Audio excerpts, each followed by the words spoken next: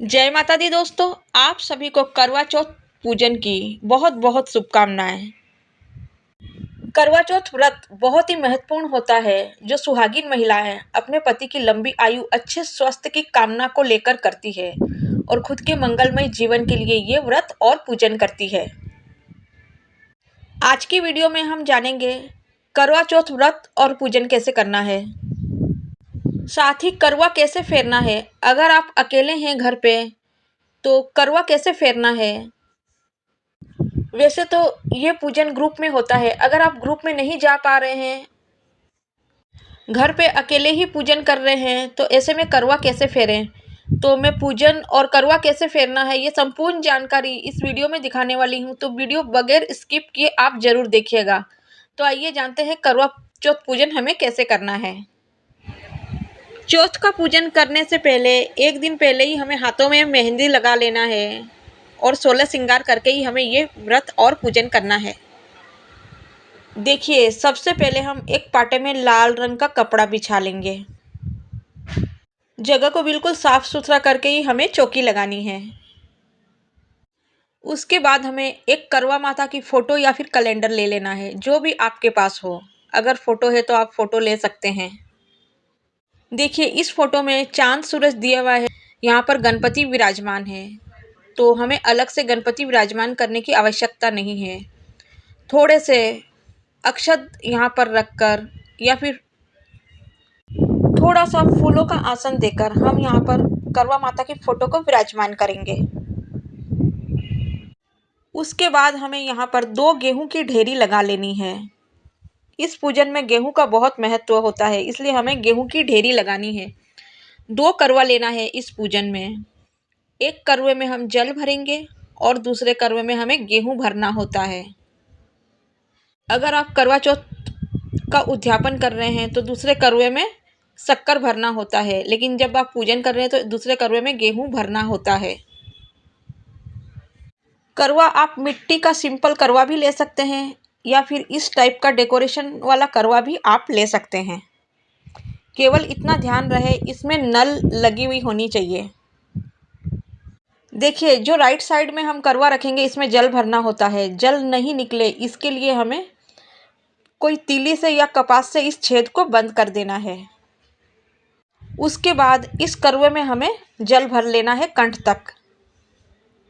उसके बाद इसमें ढक्कन रखकर इसके ऊपर मीठा कुछ रख देंगे। इसमें मिठाई, गुड़ या फिर शक्कर भी रख सकते हैं। ध्यान में रहे ये करवे का जो मुख है, यानी ये जो नल लगी हुई है, ये करवा माता की तरफ होना चाहिए, फोटो की तरफ। उसके बाद दूसरे करवे में हमें गेहूं भर देना है, क्योंकि गेहूं का आज के दिन बहुत महत्व होता है, इसलिए दूसरे करवे में गेहूं भर लेंगे। साथ ही इसमें ढक्कन लगाकर मिठाई रख देंगे। उसके बाद दोनों करुओं को रोली और हल्दी से टीका कर देंगे। साथ ही दोनों करुओं के कंठ में मोली बांध देंगे। इस तरह से दोनों करुओं का हमें पूजन कर लेना है।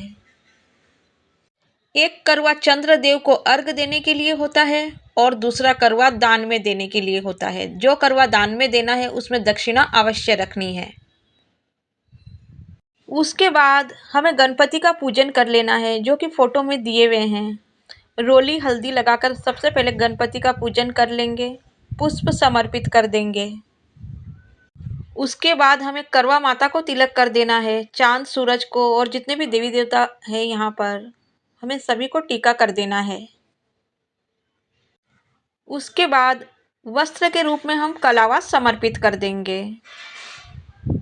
उसके बाद करवा माता को लाल चुनरी ओढ़ा देंगे, क्योंकि करवा माता को माता पार्वती का ही स्वरूप माना गया है। इस प्रकार भावपूर्वक चुनरी ओढ़ाकर फूल समर्पित कर देंगे। अगर आपको लाल पीले फूल मिल जाए तो बहुत अच्छी बात है। अगर ना मिले तो आप कोई भी सफ़ेद फूल में हल्दी रोली लगाकर भी आप माता को अर्पित कर सकते हैं। उसके बाद हम यहाँ पर भोग प्रसाद समर्पित कर देंगे। जैसे भोग प्रसाद में मिठाई समर्पित कर देंगे, साथ ही ऋतुफल समर्पित कर देंगे। ऋतुफल में हम अगर सीताफल मिले तो बहुत अच्छी बात है, क्योंकि सीताफल पूजन में बहुत शुभ माना गया है। सीताफल मिल जाए तो बहुत अच्छी बात है, सीताफल समर्पित कर देंगे भोग प्रसाद में। साथ ही दूसरे अगर फल मिल जाए तो वो भी समर्पित कर देंगे। अगर सीताफल नहीं मिले तो आप कोई भी फल समर्पित कर सकते हैं भोग प्रसाद में। और अगर आपने घर पर कुछ मीठा बनाया है तो वो भी आप भोग प्रसाद के रूप में माता को समर्पित कर सकते हैं।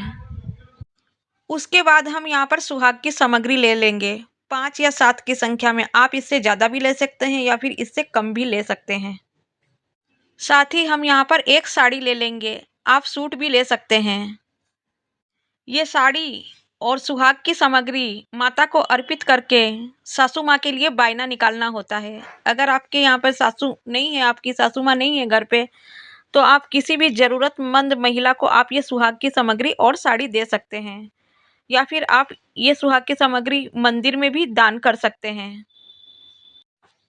उसके बाद सुगंधित धूप दिखा देंगे, दीपक जोड़कर आरती कर लेंगे। आज के दिन गणपति जी की आरती की जाती है, तो अगर आपको गणपति की आरती आती है तो अच्छी बात है, गणपति की आरती गा लीजिए। अगर नहीं आती है तो थाली को इस प्रकार 5 या 7 बार घुमा लीजिए। इसको भी आरती का ही स्वरूप माना गया है। भावपूर्वक हम यहाँ पर आरती कर लेंगे। आरती होने के बाद जल से दीपक को मिनस देंगे, यानी कि जल दीपक के ऊपर से आवार देंगे। उसके बाद हम यहाँ पर दक्षिणा समर्पित कर देंगे। जो पूजन में रह गई कमियों को ये दक्षिणा पूरा कर देता है। दक्षिणा आपको एक ही बार समर्पित करना है। उसके बाद गेहूं के 13 आंखें लेकर हमें कहानी सुनना है। हमें गिनकर 13 ही गेहूं के दाने लेने हैं और कहानी सुन लेना है।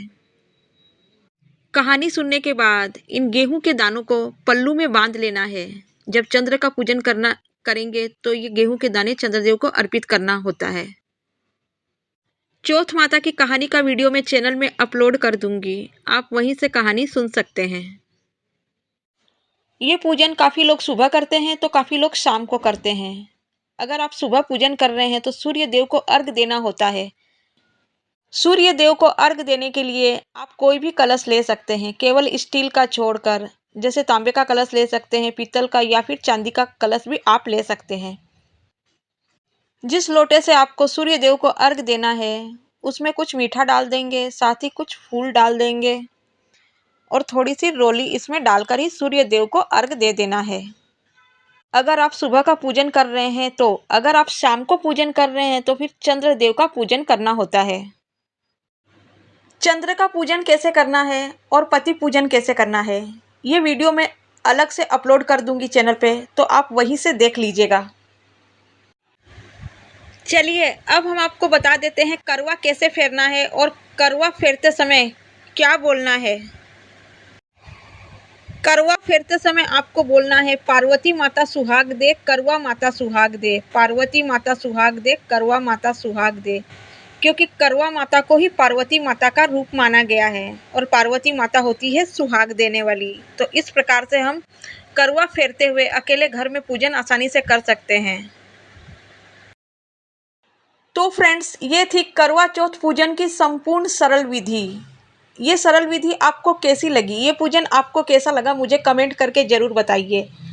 अगर आपको अच्छा लगा ये पूजन तो प्लीज़ एक लाइक कीजिए। अगर आप चैनल पे नए हैं तो सब्सक्राइब कर लीजिए, ताकि अगले वीडियो की नोटिफिकेशन हम आपको दे सकें। हम महिलाएं तीज त्यौहार कैसे मनाती हैं यही सब देखने के लिए हमारे चैनल को सब्सक्राइब करें और अब ये वीडियो अपने फैमिली फ्रेंड्स को शेयर करें। आपके कुछ सवाल हैं तो हमसे पूछ सकते हैं।